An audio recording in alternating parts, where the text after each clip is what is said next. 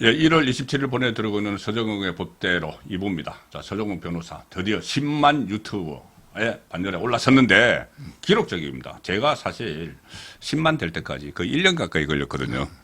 우리 서정웅 변호사 2주 만에 오늘 아침에 서정웅 TV 10만 구독자를 달성을 했는데 제가 이준석 걸 한번 찾아봤어요.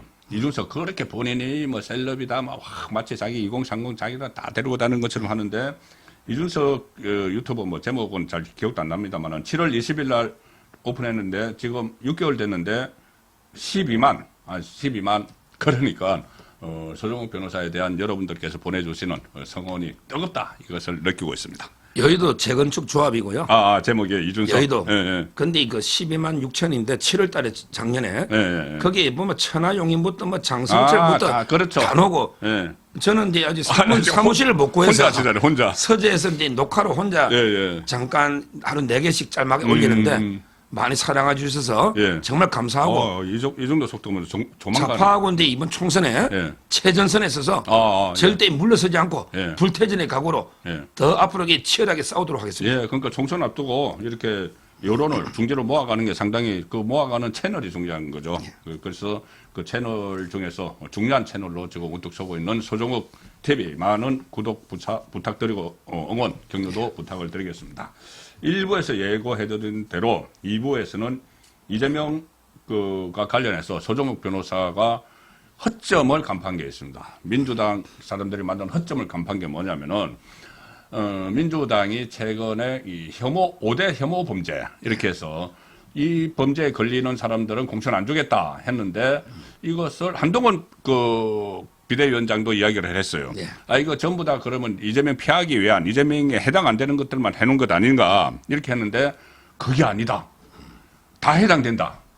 서정욱 변호사가 파헤쳤습니다. 뭐냐면은 이 5개는 일단 제가 소개해드리면은 직장 갑질 안 돼, 정오 발언 안 돼, 성범죄 안 돼, 학교 폭력 안 돼, 음주운전 안 돼. 자, 여기서 음주운전 하나만 걸리는데 이것도 윤창호법 이후로 했기 때문에 여기서는 해당 안 된다. 자, 이렇게 다들 해석을 하는데 직장 갑질 걸리나요? 지금 이제 먼저 제보고 이제 이거 5대 범죄 만들려면 제보고 만들려면 이 가장 1번이 뭐냐면 국회의원은요 공무이잖아. 뇌물을 받거나 그렇지. 그걸 돈봉투를 뿌리거나 그걸 넣어야지. 이게 제일 중요한 거 아닙니까? 청렴. 그렇죠. 부패한 공무원이 있으면 안 되잖아요. 청렴의 의무가 있지 공무원은. 제일 중요한 게 청렴입니다. 그거 쏙 뺐네. 그러니까 뇌물이나 돈봉투 있잖아. 바로 이재명. 이게 이제 성형계. 그렇죠. 그래 성형계 돈봉투 받은 이재명 계열. 이게 황당하잖아요. 그렇지. 뇌물이 제일 나쁜데 다른 분에게 범죄에 한 게 기준을 이재명을 어떻게든 피해가기 위해서 참 이게 정교하게 욕받는데 음주운전도 무조건 윤창호법 이유가 아니고 옛날에도 처벌하는데 뭐 몇 년 동안에 몇 회 이런 식으로 이재명이 빠져나가도록 10년 동안 2회 뭐 15년 동안 3회 막 그렇게 해놨어요. 아니 이재명이가 그때 0.157 아닙니까? 1호면 이게 만취 상태였어. 그걸 운전했잖아요. 그렇죠. 150만 원. 운전면허 취소 수준이죠. 저는 음주는 이게 걸린다 봐요. 어떻게 정교하게 해놔도 그 말이 안 되잖아요. 그다음에 걸리고 음주운전 걸리고 가장 확실한 거는 직장 갑질이죠. 직장 갑질. 우리 조명현 씨 제가 방송도 같이 했잖아요. 직장에서 상사였네.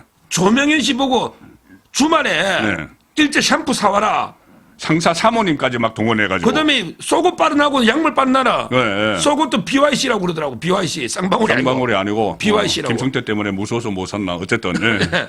아니 이게 직장 갑질 아니 직장 아닙니까 경기도? 직장이죠. 근데 갑질 아닙니까? 이게 을질이냐고. 김혜경은 그 사장 사모님이제. 그러니까 제가 방송 가서 어제 그랬죠 종편에. 그럼 이게 을질이냐 갑질이지 직장이 아니냐. 딱 맞잖아요. 맞네.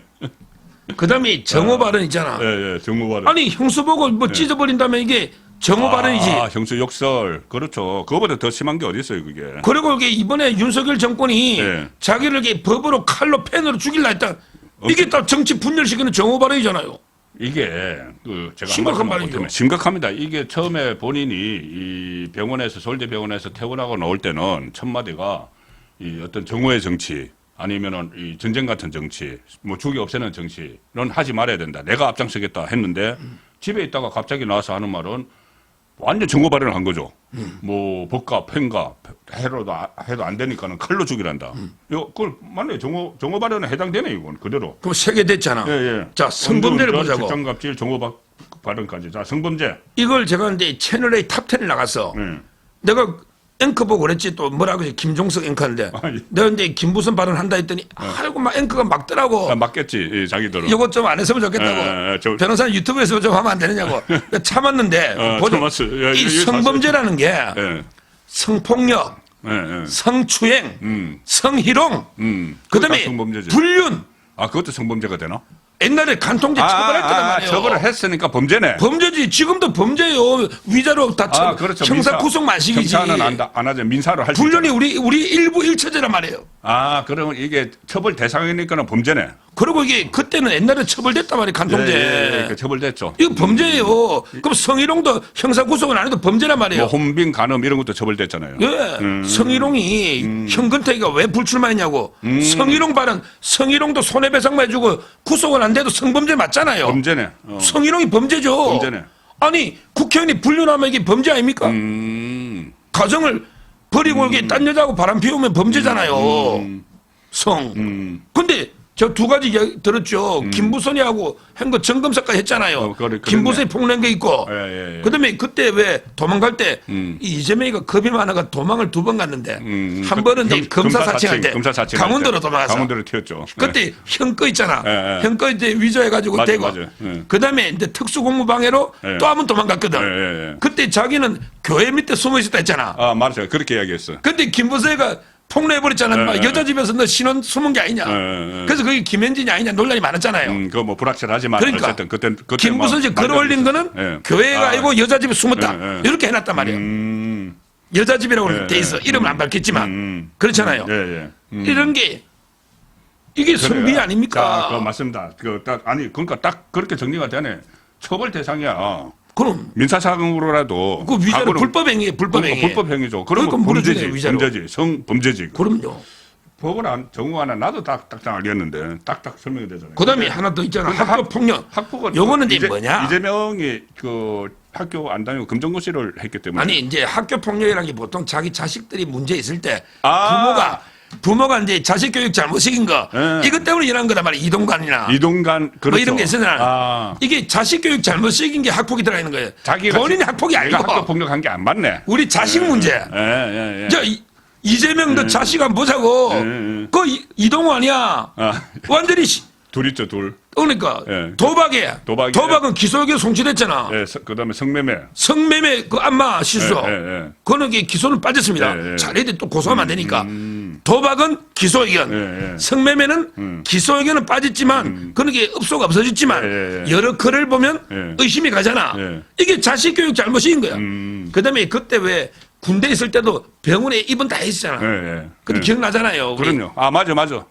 황제 입원해가지고 입원도 했지. 성남에. 맞아요. 이게 자식 교육 잘못인 거 이거는 이재명에도 해당되잖아요. 이 학교 폭력이 그런 의미거든. 그렇지. 학교 폭력. 자식 교육을 부모가 잘못시킨. 잘못시켰다. 그 점에서 저는 해당이 된다고 보는 거예요. 범죄자니까. 학교 교육을 잘못시켜서 사회적으로 무리가 일어나게 한 거죠. 그렇죠. 그 학교 폭력이라는 게 그러면은 그때 대선 때 이게 다 드러났지 않습니까? 도박, 아들 도박하고 뭐 성매매 의혹. 그리고 또 특히 특혜 입원 이런 것은 사회적 논란거리로 만든 거잖아. 그럼요. 학교 폭력을 무마시키는 거나 아니면 이게 자기 자식을 군대에서 그 군대에서 병원에서 승진해 버렸잖아요. 그렇죠. 맞아요. 그때 기억나시잖아요. 맞아요. 이게 다 자식 문제 아닙니까? 이재명에 해당되는 거죠. 그럼 이재명 개항 출마 못 하겠네요. 그러니까. 그럼 또 이거 바꿔야 되겠다. 이 올해 이거 다 하면 다른 걸로 이재명이 하나도 해당 안 되는 걸로 또 바꿔야 되는 거야. 또 바꿔야지 뭐. 그래서 제가 이런 말을 저도 방송에서 했어요. 뭐라고 했냐면은 그러면은 이재명은 제3자 뇌물죄 같은 것도 막 있고 지금 말씀하신 그런 게 중요한 것들이 있는데 그 위정조사도 상당히 중요한 거잖아요. 선거법도 안 됐잖아요. 재판 농단이잖아요. 그거는 법은 농락이잖아요. 선거법도 있고 거짓말 한 것도 있고 허위사실. 그러니까. 그러면은 국민의힘은 이 혐오 그러니까는 이제 공천 배제 범죄를 만들 때 이재명이 한 10개 혐의를 전부 다 쭉 하면 완벽하게 알겠습니다. 지금 윤석열 대통령 이 당장 아마 다음 주쯤에 뭐 입장을 밝히기도 할 것 같은데 그 김건희 파우치 이 정확한 명칭을 앞으로 김건희 파우치 사건이라고 해야 되겠어요. 아니면 함정 파우치 사건이라고 하든지. 이게 명품도 아니에요. 저도 이렇게 보니까는 이 파우치 그러니까 백 그러니까는 무슨 가방 이렇게 명품 가방 이렇게 하는 것 같은데 그것도 아니고 파우치라고 이렇게 좀 뭐 소지품 몇 개 넣어가지고 이렇게 하는 거 있잖아요. 그래서 김건희 파우치 아니면 함정 파우치 이 사건인데 최재형 이게 저는 지금 서울의 소리라는 그 자판 매체가 이것을 다 준비를 했잖아요. 이 시계 카메라도 만들고 파우치도 사오고 했는데 그걸 이제 들고 가서 실행한 사람이 최재형이잖아요. 예. 그러면은 이것은 우리 국내에서 이 활동하는 좌파 매체 그리고 또 이것을 민주당에서 막 그 활용을 하니까는 좌파 정당 이것과 종북 인물, 친북 인물이 그러니까 윤석열 대통령에게 흠집을 내고 공격을 하고 하는 두 가지 세력이 있다면은 하나는 좌파고 하나는 종북이잖아요. 두 세력이 합작을 한 거다 이렇게 보는데. 그렇습니다. 예, 최재형 그 정체가 지금 막 밝혀지고 있죠. 지금 이제 일단 가짜 목사? 그렇죠. 그거는 이제 동아일보의 송평인 칼럼에 보면 이제 쭉 넣어죠. 저는 참칭 목사라면 목사를 참칭하는 참칭 목사. 진짜 목사가 아니고 나 목사야 호소인. 이분은 이제 그 북한의 노동당의 그 외곽지 있잖아요. 뭐 민족통신 이런 거 있잖아요. 여기도 이게 편집위원회죠. 그다음에 신문 그 아리랑 프레스 아리랑인가? 네, 그 있잖아요. 발간했죠. 인터넷 매체. 근데 그 글을 봤더니 와 북한의 김일성 있잖아. 김일성이는 이제 그 시대의 독재자 아닙니까? 완전히 우리 민족을 얼마나 죽이냐고. 근데 김일성이를 모세 알잖아요. 창세기, 출애굽기, 레위기 뭐 쭉 나갈 때 애굽에서 이제 그 바다를 가른 홍해 바다를 유대 민족을 그렇죠. 탈출시키기 위해서 이집트에서 탈출시키기 위해서. 아니 김일성이가 모세란 게 말이 됩니까? 이 말이 되냐고. 와 그러면서 윤석열 정권은 역적 괴뢰 도당이래. 네 그런 표현을 막 해놨더라고요. 그러니까 북한 매체보다 더해요 어떻게 보면. 그러니까요. 이런 자가 저는 처벌할 때요. 어차피 이게 김영란법하고는 아무 관계 없어요. 직무 관련성이 없으니 저는 주거침입으로. 이게 주거침입입니다. 주거침입. 지금 우리 방송하고 있잖아. 우리 송국권 TV. 어떤 놈이 문을 열면서 도둑놈인데 야 나 이게 그 택배 배달 왔습니다. 사기쳐가지고 문 열어주면 이게 주거침입이에요. 사기쳐서 문 열어주면 그럼요. 문을 열어줬다고 해도 그러니까 김건희 여사에게 다가오도록 했다고 해도 목적을 속였으면은 주거침입이네. 지금 이게 우리 초원복집 사건 기억나죠? 부산에. 거기 우리가 남이가 공개된 식당이잖아. 거기에 도청기 설치하고 몰래 들어온 거야. 맞아. 근데 손님처럼 들어와. 그렇죠. 그럼 주인이 손님이 들어오라 그래. 근데 속였잖아. 속였죠. 목적을. 이게 주거침 처벌된 판례가 있잖아요. 그 주거침을 처벌됐어요. 그럼요. 이게 대법원 판례 아닙니까? 유명한 초원복집 사건. 그러니까 노공개를 설치한 사람이 그때 처벌이 됐고 똑같잖아. 도청기 설치하러 온 게. 그래서 우리가 남이가 하는 이 발언보다는 그때 도청한 게 이슈가 돼 버렸어요. 그럼요. 도청기 설치하려고 알렸으면 주인이 허가를 안 했을 거 아니냐고. 안 했지. 그게 주거침이면 주인 속인 거죠. 내가 뇌물 던져 놓으러 간다. 파우치 던져 놓으러 간다고 했으면은 들어오지 말라고 했겠지. 그럼 도청기가 있으면 시계 아닙니까 이거? 윤석열 시계인데 이 시계 이게 도청 이 말이 되느냐고요. 그러니까 자기는 그 집에 방문하는 목적은 내 선물 주러 갑니다 안 했을 거 아니야. 그러니까요. 그런 게 문제예요. 주거침입이 뭐 시민권자고 나발이고 이게 속지주의. 우리 땅에서 이래주면 처벌하고 국적은 또 우리나라에 있잖아요. 속인주의 어느 주의에도 미국 시민권자든 뭐든 처벌할 수 있는 거예요. 이자를 처벌해야 됩니다. 이 국가보안법은요? 국가보안법. 그거는 이제 다른 차원의 문제로 또 수사해봐야 돼. 그걸. 그리고 이번에 그 윤 대통령 이제 그 뭐 KBS도 대담하잖아요. 저는 어떻게 해야 되냐? 해법이 뭡니까? 저는 이래봐요. 99%의 사과와 99%의 해명과 1%의 유감. 사과는 하면 안 돼요. 사과는 아닙니다. 99%의 해명, 1%의 유감. 이렇게 섞으면 돼요.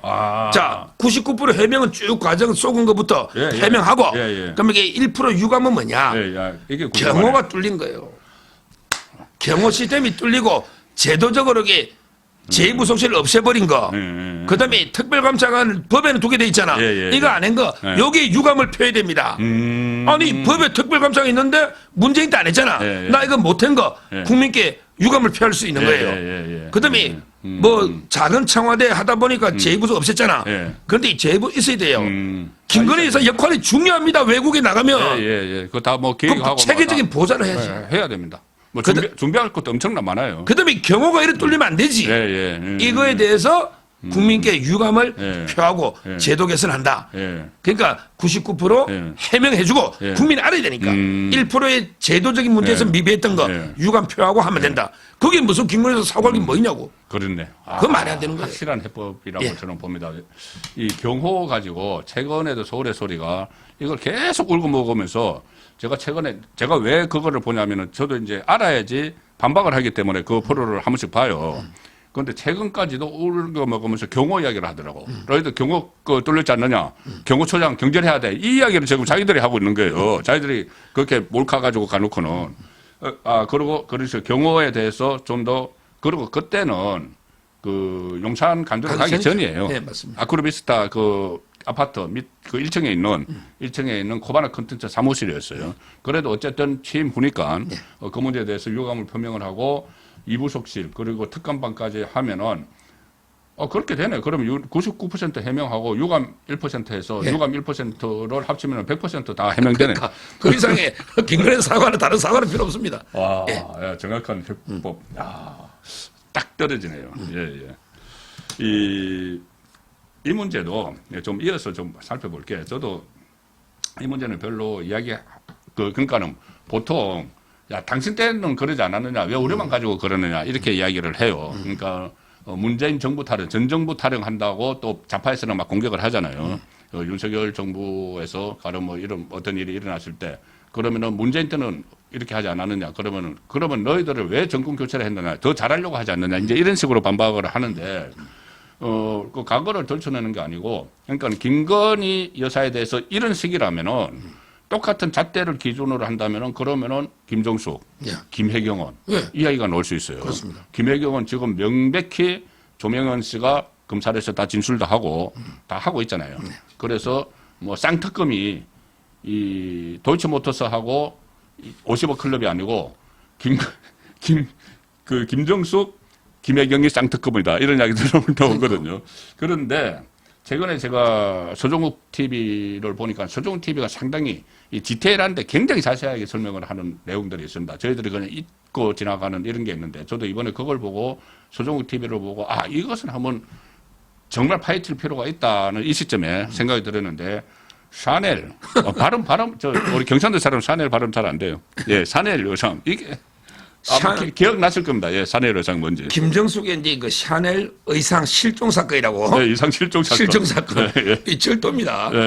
누가 했냐면 이게 고발을 이종배가 했는데 이종배가 이제 서울시 의원인데 제 사사롭게는 제가 영남대 교수를 했거든요. 로스쿨 교수하셨죠. 이분이 영남대 출신이에요. 그러니까 제자뻘이죠. 대학교 수업 들은 건 아니지만 근데 친합니다. 영남대 교수고 영남대 학생이었으니까. 이분이 고발을 2개를 했는데 하나는 이제 인도 타지 마할 묘 김정숙이 전용기. 그게 그때 도종환이 오래 했잖아. 도종환이 그 문체부 장관이었죠. 이걸 바깥이 가지고 김정숙이 초대처럼. 그렇죠. 그래서 나를 초대하라 이렇게. 그때 예비비 사업까지 해가지고 고발했고. 근데 이 샤넬은 2018년에 그 입은 그 사진이 다 있잖아. 사진 나왔죠. 2018년에 샤넬 의상을 입었단 말이에요. 나왔습니다. 그러면 이 의상이 나라 돈으로 산 거란 말이에요. 그렇죠. 근데 이게 어디 가냐 실종됐다 이거야. 원래는 이게 타겟맨이라고 있잖아요. 타겟맨은 이제 그 공항에 전시한다 그랬거든. 그 발언이 놉니다. 맞아요. 근데 공항에도 안 보여. 이게 집에 가 있으면 김정숙이 집에 양산에 가 있으면 절도범 아닙니까? 절도범이죠. 지옥 아니잖아. 국고를 빼낸 거지. 국고가 아니고 나라 거죠. 나라 돈을 산 거니까 나라 물건이에요. 그렇지. 그걸 빼낸 거지. 그래서 이게 절도. 그다음에 횡령 국고 손실. 그다음에 사기 배임까지 고소했더라고. 이거 샤넬 옷 이게 비싸거든요. 비싸죠. 나라 돈으로 이게 산 거면 그러면 이게 뭐 하긴 김정숙이 입은 옷이 뭐 누가 입겠냐? 그렇잖아요. 그 옷을 누가 입겠냐고. 누가 입은 옷을 입을 수는 없잖아. 그러니까 사이즈가 이제 맞아야 입는 거죠. 예. 그러니까 뭐 굳고 나눠봤자 이게 썩어 없어지긴 한데 그렇지만 이게 법은 그럼요. 나라에 사실 나라에 보관해놔야 되는 거예요. 가져가면 안 되죠. 그렇잖아. 그런데 그러면, 이걸 실종됐다는 거지. 조사해내는 거지. 변호사 입장에서도 그럼 이종배 의원이 혐의를 건 것, 그 이종배 의원은 법조인은 아니잖아요. 그런데 혐의를 건 절도, 횡령, 국고손실에 다 해당된다고 보시는 거예요.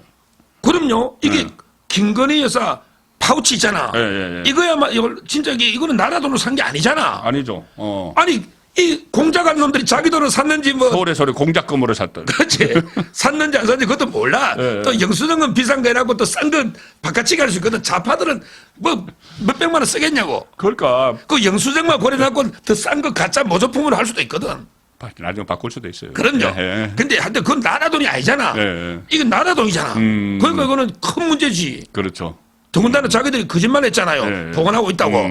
이걸 조사해라. 이 고발은 저는 일리가 있고. 근데 이게 문제가 아니고 실제 폭로한 내용들이 나오는데 김정숙 의상 디자이너 기자회견도 나옵니다.